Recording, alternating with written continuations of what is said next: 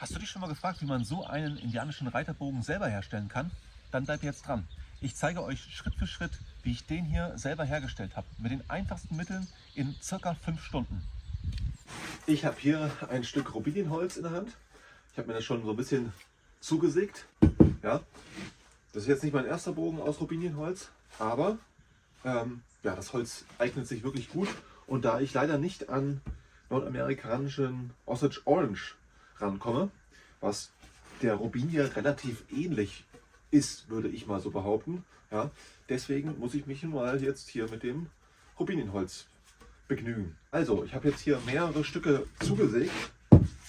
Diese beiden hier gefallen mir schon am besten, aber ich habe hier natürlich noch wesentlich mehr Stücke. Insgesamt könnte ich damit ja sowas wie 5 bis 7 Bögen bauen. Aber ja, ich habe mir natürlich die besten Stücke rausgesucht und muss mich jetzt allerdings entscheiden, welches ich jetzt hier nehmen möchte. Das ist gar nicht mal so einfach, muss ich sagen. In dem Holz sind Äste drin, ein bisschen, wie soll ich sagen, nicht Schimmelpilz, aber so eine Verfärbung von irgendeinem Pilz quasi ist hier auch in dem Holz. Da weiß ich natürlich nicht, wie das die Festigkeit des Holzes beeinträchtigt. Ich hoffe mal, dass das in Ordnung ist. Ich habe mir jetzt quasi schon hier so die Form des Bogens ganz grob ausgesägt. Auch wenn ich ein paar von den Fasern, die jetzt hier seitlich rausgehen, durchschnitten habe, denke ich mal, dass das jetzt trotzdem noch hinhaut. Würde ich jetzt jedenfalls behaupten. Die anderen Bögen, die ich genauso auf die gleiche Art und Weise gebaut habe, haben auf jeden Fall gehalten. Ja, ja, das einzige Problem, vielleicht kann ich das mal bei einem Stück hier zeigen. Ich habe, wie gesagt, hier so Äste drin.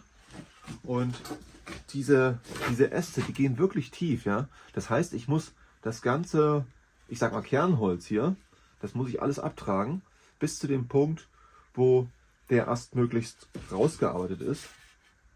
Ja, und natürlich muss ich hier von außen das ganze schlechte Splintholz hier, das muss ich auch alles natürlich weg machen, bis ich einen Jahresring bekomme, der, von der Seite aus sieht man das ja, ein bisschen stabiler ist. Also diese ganzen äußeren Schichten hier, die kommen weg. Und dann möchte ich hier mich zu den guten Schichten, die starken Jahresringe eben vorarbeiten. Wie gesagt, ich kann leider nicht die richtig guten Jahresringe, die hier so mittig wären, benutzen, weil da eben das total schief und krumm ist und wie gesagt zu viele Äste, aber ich möchte hier was Mittleres nehmen müssen. Ein Problem habe ich, und zwar sind die Jahresringe ja extrem gekrümmt hier. Ja, ob das jetzt ein Nachteil ist, kann ich noch nicht genau sagen. Ich versuche auf jeden Fall mal mein Glück. Ja, hier sieht man auch, wie doll diese Astlöcher quasi hier ja, das Holz so verformt haben. Das ist natürlich ein bisschen schwieriger, da dann ja, einen Jahresring auf dem Rücken des Bogens rauszuarbeiten. Aber auf der Seite hier sieht es ziemlich gut aus, ziemlich gleichmäßig. Und wenn ich hier diese 2 cm abtrage, dann habe ich, glaube ich, immer noch ein sehr gleichmäßig durchgehendes Stück. Das ist jetzt hier so um die 1,30, 1,40 lang.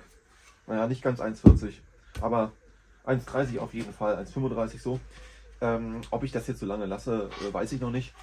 Mein Ziel ist eigentlich, einen Bogen zu machen, der irgendwas zwischen ja, 1 Meter und 1,15 Meter lang ist. Ja? So wie typische Plainsbogen oft waren.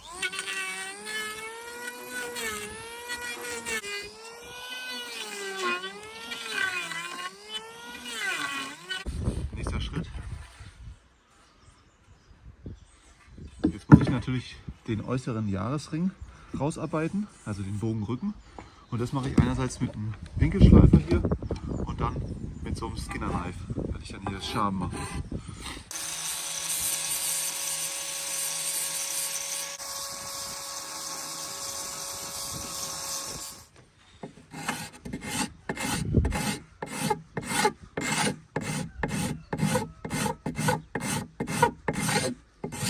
So, hier sieht man jetzt den Jahresring, den ich rausarbeiten möchte.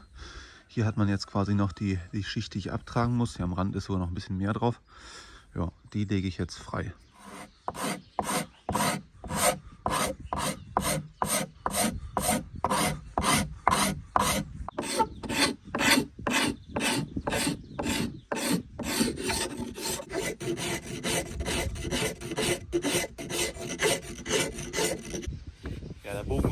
jetzt hier schön mit einem Jahresring hier freigelegt. Und jetzt muss ich mich natürlich entscheiden, wo ich jetzt hier noch was links und rechts abtrage und von welcher Seite ich noch was absäge. Ja. Ja, also man sieht auf jeden Fall schon, ich muss hier seitlich einiges wegnehmen. Hier.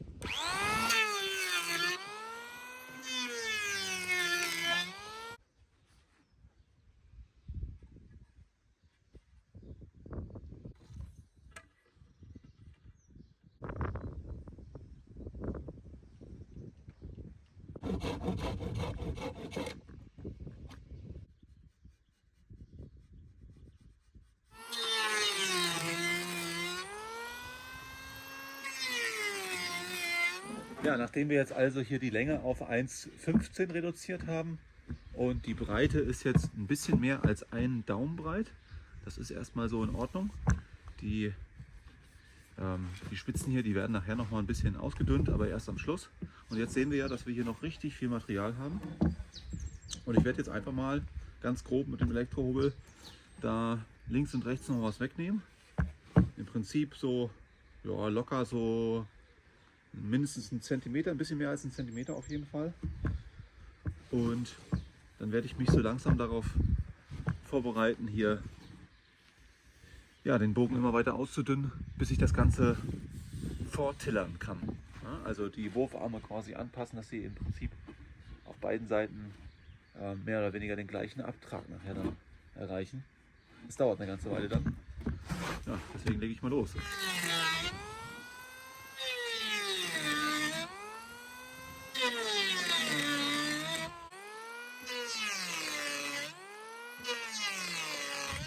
Ab jetzt sollte man ein bisschen vorsichtiger vorgehen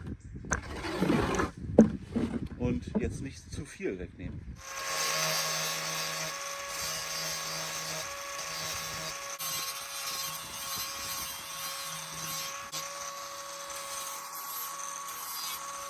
Also, der Bogen ist jetzt von der Mitte an hier alle 5 cm hier mit einem Strich versehen.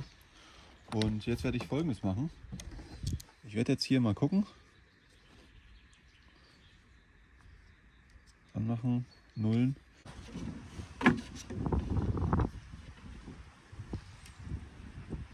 Zwei.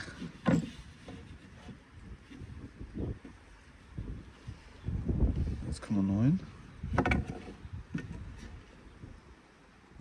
Jetzt kommen wir 9. 2, 3, 4, 5, 6. Da muss einiges weg. Sieht man auch schon ganz klar. Da ist ein Huckel. Das heißt, hier muss was abgetragen werden.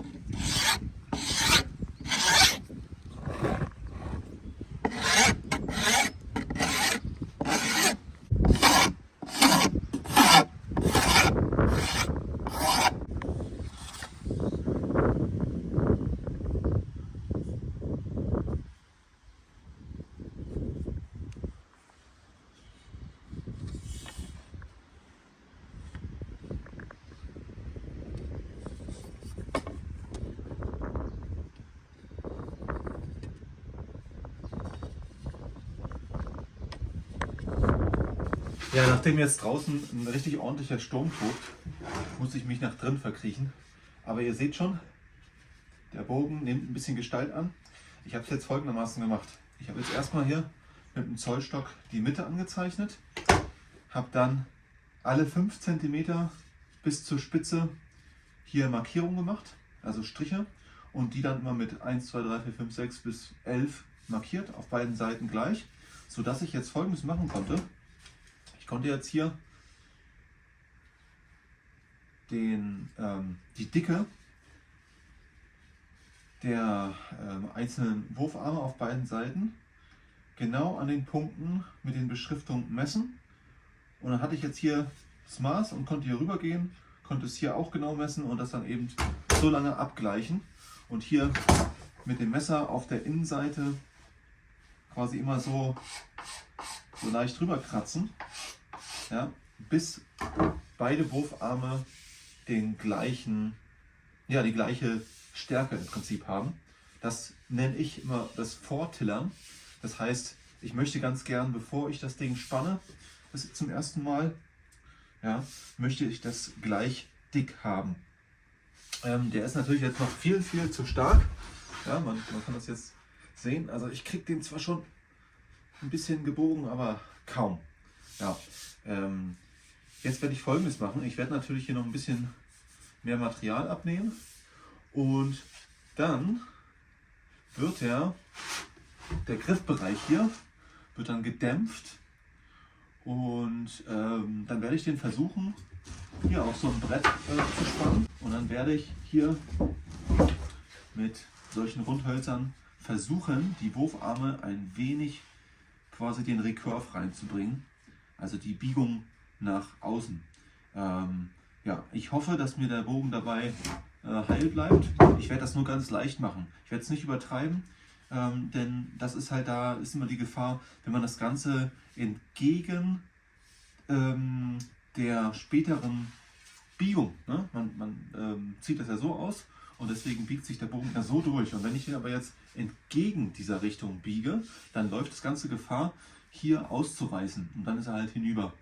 Was man auf jeden Fall schon mal schön sieht, ich weiß nicht, ob ihr das sehen könnt, sind hier diese dreieckigen Formen von den Jahresringen, die sich quasi hier zur Spitze hin verjüngen. Und so soll das auch ungefähr aussehen. Auf der Seite kann man es nicht so gut erkennen, weil wir dort relativ viele Krümmungen drin haben, die ein bisschen schwieriger sind rauszuarbeiten. Deswegen sieht erstmal nur diese Seite richtig gut aus. Ja, und dann habe ich hier noch ein kleines Problem, und zwar direkt hier am Griffansatz habe ich einen doch dickeren Ast. Und ja, da muss ich natürlich auch darauf achten, dass das Material gleich viel abgetragen wird gegenüber der anderen Seite. Und dann ist es im Moment noch ein bisschen dicker. Ja, aber ich finde ihn eigentlich erstmal so ganz gut. Ich möchte den vorerst möglichst stark haben. Also ich möchte den quasi auf mindestens 60 Pfund bekommen am Anfang, weil ausdünnen kann ich dann später, wenn ich den jetzt zum ersten Mal spanne, ja immer noch. Der Griff von dem Bogen, der köchelt jetzt ungefähr schon so eine halbe Stunde da. Und der Wasserdampf hilft hoffentlich, um einfach das Ganze nachher richtig schön zurechtzubiegen.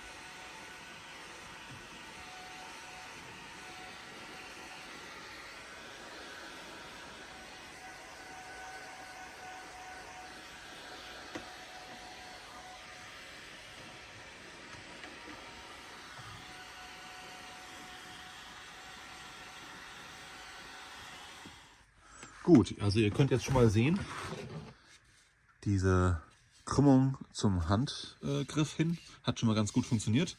Ich muss natürlich dann später hier noch diese ganzen Abdrücke hier nochmal wegschaben, das ist klar. Und jetzt geht es darum, dass ich quasi hier die Wurfarme auch nochmal erhitze und dann auch nochmal zurechtbiege mit den beiden Formen.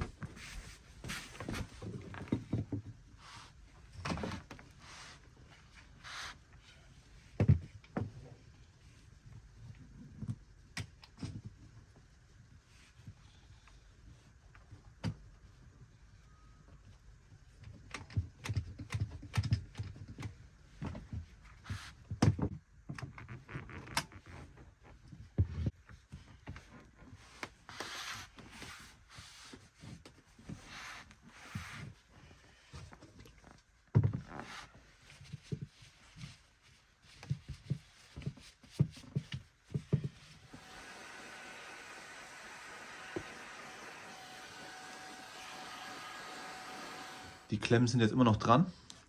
Ich habe das jetzt mit dieser Holzform, die zugesägte, eben beide Wurfarme in so eine leichte Krümmung gebracht. Sollte mir das jetzt nicht gefallen, ja, dann werde ich den quasi nochmal hier vom Griff her mit Wasserdampf quasi erhitzen und nochmal biegen. Ja, weil eigentlich hätte ich ganz gern das so gehabt, dass der Griff eigentlich mehr durchgebogen ist und dann hier stärker schon in den Wurfarm übergeht und nicht so wie es jetzt ist. Jetzt ist ja quasi nur die Spitze des Wurfarms in dieser Form, aber diese Form war leider einfach nicht länger. Das ist mein Problem. Wäre halt cool gewesen, wenn die tatsächlich fast bis zum Griff gegangen wäre. Dann hätte ich eine viel größere Krümmung quasi hinbekommen können. Aber ich bin erstmal grundsätzlich ganz zufrieden. Ich bin natürlich erstmal sehr gespannt, wie das ist, wenn ich jetzt hier die Schraubzwingen löse. Ja, ob dann das auch so in Form bleibt. Deswegen muss ich mich jetzt noch ein bisschen gedulden, bis das hier komplett abgekühlt ist. Und dann werde ich mal schauen, was das Ergebnis ist. Okay, also die Zwingen sind jetzt schon mal ab. Jetzt wollen wir uns mal angucken, wie es geworden ist. Von der Form her gar nicht mal so schlecht. Ich hätte mir eigentlich gewünscht, dass hier die Tipps quasi vom Bogen, also die Spitzen von den Wurfarmen, noch ein bisschen mehr hier eine Biegung drin haben. Mal gucken. Vielleicht werde ich das tatsächlich nochmal heiß machen und dann hier diese Spitzen nochmal stärker biegen, weil ja, würde mir glaube ich besser gefallen. Aber grundsätzlich sieht der erstmal so ganz gut aus, muss ich sagen. Der Bogen ist jetzt soweit grob fertig. Getillert ist er natürlich jetzt noch nicht im Fein. Ich habe hier schon auf der einen Seite eben die beiden Kerben reingemacht. Ja, das ist hier noch ein bisschen spitz zulaufend. Die Ecken sind abgerundet und die Kerbe ist nicht in die Richtung, wo die Bogensehne nachher sich dann gespannt geformt, sondern die ist tatsächlich einfach seitlich gerade angebracht. So wie auf den Planes das eben bei den Bögen gemacht worden ist. Auf der einen Seite, wie gesagt, jetzt diese Kerbe hier und auf der anderen dann eine einfache Kerbe, also eine einzelne. Ja, und das sieht jetzt erstmal vielleicht ein bisschen komisch aus, aber tatsächlich haben die ja an der Stelle eine sich selbst festziehende Schlinge verwendet. Und dadurch hat das auch tatsächlich mit einer Kerbe gut gehalten. Man muss auch dazu sagen, dadurch war der Bogen eben, wie gesagt, einhändig und relativ schnell zu spannen. Ja. Ich will aber noch eine Sache jetzt hier sagen. Ich bin Linkshänder und deswegen habe ich jetzt hier die Kerbe, ich muss mal ganz kurz überlegen. Genau, die Kerbe geht nach außen. Also ich halte den Bogen jetzt so vor mir, ja, und die Kerbe zeigt von mir weg, die einzelne. Wenn ich jetzt Rechtshänder wäre, dann würde ich die Kerbe auch, die auf der anderen Seite anbringen, sodass die auch wieder von mir weg zeigt. Das hat was damit zu tun, dass ich eben hier mit dem Daumen die Schlinge schneller lösen kann. Ja, also so kann ich die Schlinge lösen und ja, dann bleibt die hier in Position. Ob man es auch andersrum machen kann, keine Ahnung. Ich habe es jetzt erstmal so gemacht, wie ich es bei mehreren Museumsstücken gesehen habe. Ja, ich hatte die riesengroße Ehre, dass ich tatsächlich solche Originalbögen von den Plains-Indianern selber in der Hand gehabt habe. Also wirklich welche, die vor 200 Jahren benutzt worden sind. Wahnsinn, also das war für mich eine Riesenehre. Und da konnte ich eben solche Details mir ganz genau anschauen, ganz genau fotografieren, filmen, ausmessen. Und ja, deswegen richte ich mich danach. So, jetzt habe ich hier die Schnur und die 2 Kerben links und rechts. Jetzt gehe ich in den Bogen rein und ja, habe den Wurfarm vor dem linken Fuß und hinter dem Knie von dem rechten Bein. Und jetzt versuche ich das Ganze mal zu biegen. Es ist natürlich jetzt hier super stark der Bogen noch, weil er ist ja noch nicht ausgedünnt. Und dann geht man hier rum. Oh, meine Güte, der hat auf jeden Fall richtig Power im Moment noch. Also ich gehe jetzt erstmal hier rum. Und normalerweise würde ich das ja auch gleich auf die indianische Art und Weise spannen. Kriege ich jetzt aber so schnell nicht hin. Deswegen mache ich es einfach mal nur so provisorisch, um euch das mal kurz zu zeigen. So, jetzt ist der Bogen wirklich, oh, der ist so kräftig gespannt. Und zwar so doll, dass hier der schon fast aufliegt. Und ihr seht schon, eigentlich biegt er sich grundsätzlich schon mal halbwegs gleichmäßig. Das erfreut mich natürlich wirklich, weil wie gesagt, ich habe bisher noch überhaupt gar nicht den gespannt gehabt, nicht getillert oder irgendwas. Und ja, der hat auf jeden Fall jetzt richtig Wumms. Also der hat jetzt richtig, keine Ahnung, 70 Pfund oder sowas. Das ist natürlich viel zu viel. Und jetzt geht es darum, jetzt lasse ich die Sehne mit noch mehr Spannung gespannt und gehe immer hier unter die jetzt gespannte Bogensehne und schabe hier mit dem Messer quasi, dünne ich das immer weiter aus. Ja, gut, aber ich wollte euch ja eigentlich einmal noch zeigen, wie die richtige Spannung, wie die richtige Befestigung quasi von der Unterseite hier der Sehne gemacht worden ist. Also, die Bogensehne kommt von der anderen Seite, geht hier einmal rum, dann kann man sie oben drüber oder unten drunter führen, das ist eigentlich egal. So, und jetzt geht sie um die Bogensehne hier mehrfach drumherum und dadurch bildet sich quasi eine sich selbst festziehende Schlinge. Ja, das muss man natürlich vorher ganz genau ausmessen, an welcher Stelle man die macht. Der Bogen ist ja jetzt noch nicht fertig. Ich will es euch nur mal zeigen. Also so. Dann ziehe ich die Sehne hier fest. So. Und den Rest, den kann man ja einfach hängen lassen, abschneiden oder noch um den Bogen hier drumherum wickeln, so zum Beispiel. Aber ich lasse es jetzt mal hängen, damit ihr das besser sehen könnt, wie das gemacht ist.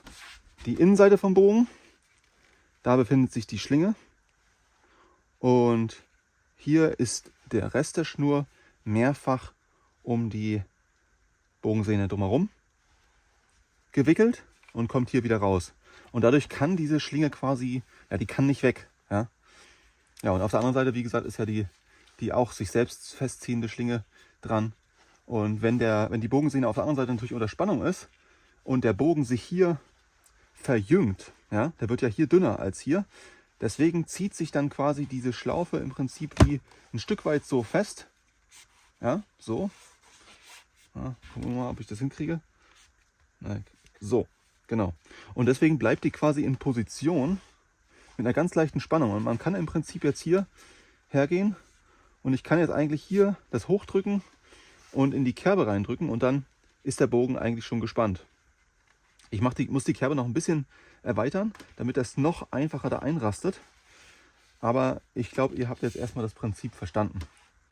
Ja, und einfach mal zum Test, spaßeshalber, ja, werde ich den ganzen Ding jetzt mal hier testen, wie viel Pfund der eigentlich an Zugkraft jetzt hat. Ja, also, ich muss ehrlich sagen, ohne dass ich den überhaupt vorher, wie gesagt, getillert habe oder sonst irgendwas, die Wurfarme biegen sich wirklich hervorragend gleichmäßig. Ich bin wirklich begeistert. Also ich habe jetzt hier so eine Kofferwaage. Ich werde das Ganze mal hier auf LBS einstellen. Ja. So, und dann gucke ich mal, wie weit ich ziehen kann. Ja, also wenn ich nur leicht ausziehe, dann bin ich bei fast 50 Pfund. Ja, ich mache es einfach nochmal. Okay, also bin ich jetzt bei 51 Pfund und ich habe nicht besonders weit gezogen. Ich versuche mal noch mal ein bisschen weiter zu ziehen. Mal sehen, ob ich das schaffe. Und dann gucken wir mal, ob ich damit einen Pfeil abschießen kann.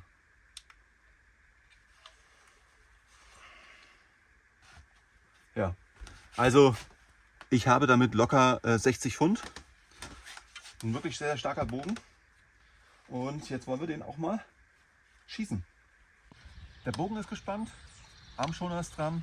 Ich habe jetzt, auch wenn das nichts mit nordamerikanischen Ureinwohnern zu tun hat, ich habe mir jetzt hier einen Fingerschutz dran gemacht für den mediterranen Grip, also Auszug, weil ich damit mehr Kraft habe. Und ich möchte ja den Bogen jetzt mal testen, wie gut ich den ausziehen kann. Ja, ich schieße oft auch hier auf den mit dem indianischen Grip, aber ich kann euch eins sagen, jetzt bei den 60 oder über 60 Pfund, was der Bogen jetzt hat, kriege ich da das nur bis ungefähr hier gezogen.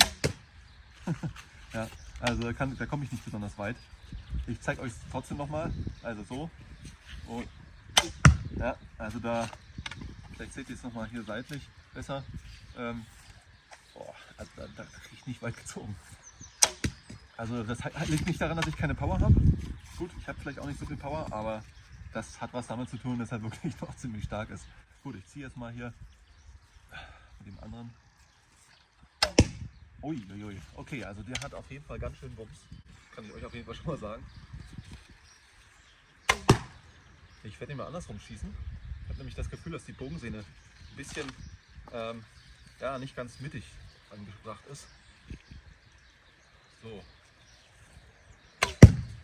Also ich kriege den vielleicht sowas wie 20 cm ausgezogen. Naja, 30. Ja. Boah, also ich könnte eigentlich den doppelt so weit ausziehen. Dann hätte ich... Eieiei, okay. Also ihr seht schon, der hat auf jeden Fall richtig Power. Also sowas von eine Power.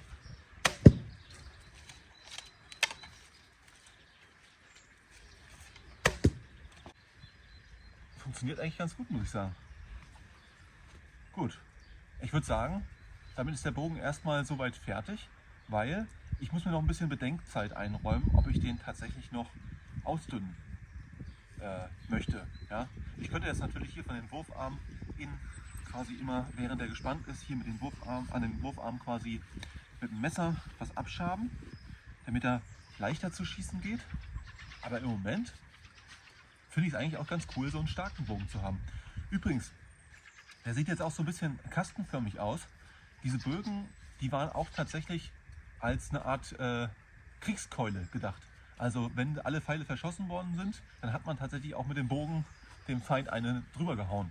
Also die wurden tatsächlich auch als Keule verwendet. Und im Prinzip ist es so, dass die Bögen fast schon vierkantförmig waren. Nicht immer, aber einige. Und man kann sagen, also mein Daumenbreite quasi hier und im Prinzip ja eine Fingerdicke quasi von mir. So dick ist im Prinzip der Bogen an den dickeren Stellen. Und ich habe jetzt hier natürlich nochmal was beim Griff weiter rausgeschnitzt und habe hier mehr stehen lassen. Das muss man nicht unbedingt machen, man kann auch das hier noch ausdünnen. Wie gesagt, dass alles ungefähr auf Daumendicke kommt. Aber ich habe mir halt gedacht, ich lasse erstmal lieber mehr dran. Abschnitzen kann man immer noch. Ja, also mir gefällt das sehr, sehr gut. Hier kommt natürlich noch eine vernünftige Hirschsehne als Bogensehne drauf. Ja? Also hier bleibt jetzt kein Paracord dran, ist ja klar. Ja, und dann ist das Ding eigentlich fertig. Ja, das war es eigentlich schon. Da habt ihr jetzt mal gesehen, wie so ein einfacher Reiterbogen hergestellt werden kann. Eigentlich mit relativ wenig Aufwand. Ich habe jetzt circa, ich sag mal 5 Stunden gebraucht, um das Ding zu bauen. Und ich bin wirklich begeistert, ja? Kann ich wirklich sagen. Also cooles Ding. Also, wir sehen uns hoffentlich im nächsten Video, wenn es vielleicht um das Thema Pfeilbau geht oder noch andere weitere Themen. Und bis dahin macht's gut. Ciao.